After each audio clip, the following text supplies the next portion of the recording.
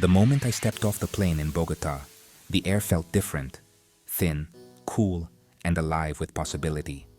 Brightly colored buses zipped through the streets, and buildings covered in graffiti art told stories on every corner. The mountains watched over the city, adding to the sense of energy and welcome. My first real taste of Colombia's vibrancy was at the Palo Quemao market, where the air was thick with the perfume of unfamiliar fruits. Vendors greeted me with warm smiles and samples, a simple gesture that felt more powerful than any headline. Walking through La Candelaria, I saw cobblestone streets, flower-filled balconies, and people who always had time for a smile. The city felt like a living, breathing community, history in the buildings and in every friendly interaction. This was the real introduction to Colombia: open arms and a full heart. I realized that to understand this country, you have to taste, listen, and see it for yourself. The stories I'd heard before were black and white. The reality was bursting with color. I knew my journey would be about discovering the truth between the headlines. I was ready to see the real Colombia. Before coming to Colombia, I'd heard the rumor Colombians speak the worst Spanish in Latin America. People joked about their accents and slang, as if it made their Spanish less pure. But this myth misses the beauty of linguistic diversity. Every country, every region, has its own accent and rhythm, just like English in Texas or Australia. The way someone speaks in Medellin is different from Cartagena, but these are not mistakes. They're regional identities. On the Caribbean coast, people speak quickly and drop the S at the end of words. Más o menos becomes ma o meno. It's not bad Spanish, just a different music. Judging it is like saying salsa is wrong because it doesn't sound like a waltz. This myth creates unnecessary anxiety for travelers and unfairly judges locals. Language is alive, always changing. There's no single correct way to speak. The real beauty of Spanish is in its variety. Colombia is the perfect place to discover that. My first real conversation in Colombia was with a Bogota taxi driver. His Spanish was clear, melodic, and patient.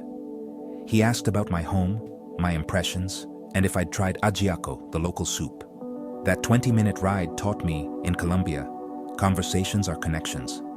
In Guatape, the cafe owner Elena sat with me, sharing stories of her family and town. Even when language was a challenge, the warmth never faded. On the coast, the accent was faster, the slang different, but humor was universal.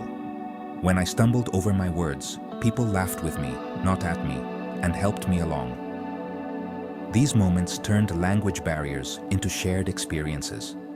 The heart of Colombia beats in its conversations. People are curious, patient, and open. The myth of badly spoken Spanish disappeared with every chat. What I found was a country full of diverse, beautiful voices. The real language of Colombia is human connection, spoken with warmth. Here, every conversation is an invitation, and every word is a welcome. The media's image of Colombia is stuck in the past. Danger, cartels, conflict. Friends warned me to be careful, but the reality was different. In Medellin and Bogota, I saw people living normal lives, walking dogs, enjoying parks, chatting with neighbors. The atmosphere was one of resilience and hope, not fear. Of course, locals offer practical advice, just like in any big city. What the headlines miss is the sense of community safety. Strangers would remind me to move my backpack in crowded places, not out of fear, but care. The hospitality I received shattered the myth of a dangerous, unwelcoming place. In Colombia, you're not just a tourist, you're a guest. People go out of their way to help, like the man in Cali who walked me to my bus stop. Generosity is a source of pride here.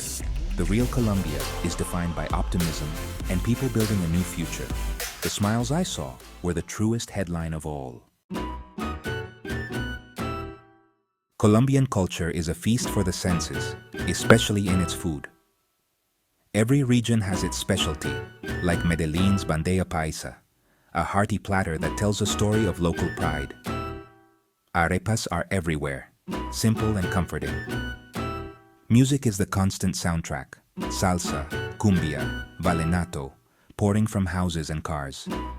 In Cali, people dance in public squares with breathtaking passion. Even if you can't dance, you'll find yourself moving to the rhythm. Festivals are everywhere. Streets fill with families, food, and parades of color and music. The sense of community and shared joy is infectious. Everyone is welcome to join the celebration. From fresh fruit juice to the beat of a salsa song. Colombian culture is about sharing and enjoyment. It's about savoring meals, dancing with friends, and celebrating traditions. These experiences are the heart and soul of the country. Here, you're invited to participate, taste, dance, and celebrate. The so-called badly spoken Spanish in Colombia is actually a treasure chest of culture. Each accent and slang word tells a story about the place and its people. Learning these quirks made my journey richer. In the coffee region, saying "parce" made locals smile. It was a secret password. On the coast, I trained my ear to the fast rhythm and missing S sounds. Understanding a local joke felt like learning a new song. Medellin's Paisa slang is creative. Que chimba means something is awesome. Asking about slang always led to laughter and connection. These variations aren't errors, they're the fingerprints of history and culture. Embracing them opens the door to authentic connection. It turns a trip into a true cultural exchange. My most memorable moment in Colombia happened on a rainy afternoon in Salento. After hiking the Cocora Valley, I was stranded in the rain, soaked and alone. Just as I was losing hope, a farmer in an old truck stopped and offered me a ride. We didn't share many words, but his kindness was clear. I sat among sacks of coffee beans, listening to the rain and the engine. He asked where I was from, smiled, and simply said, "Welcome." He wasn't looking for money, just helping someone in need. When we reached town, he refused payment, waved, and drove off. That simple act of kindness warmed my day and my heart.